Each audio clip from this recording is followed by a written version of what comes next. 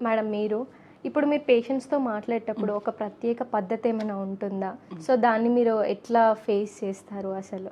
So, మెయిన్‌గా patients వచ్చినప్పుడు వాళ్ళతోటి ఏంటంటే వాళ్ళ ఫ్యామిలీలో మనం ఒక మెంబర్ లాగా మనం అలా అనుకుంటేనే will be able to treat their problems properly. ఎందుకంటే ఒక్కొక్కసారి ఏంటంటే డాక్టర్ అంటే ప్రాపర్ కమ్యూనికేషన్ లేకుండా, లేకపోతే డాక్టర్ అంటే భయపడడం, ఇలాంటివేమన్నా చెప్పి సగం సగం చెప్పి చెప్పకుండా లేకపోతే భయపడతారండి కొన్ని చెప్పకుండా. సో, మనం ఎప్పుడైతే if we step into their shoes then మనకి అర్థమవుతుంది అసలు వాళ్ళు ఓకే.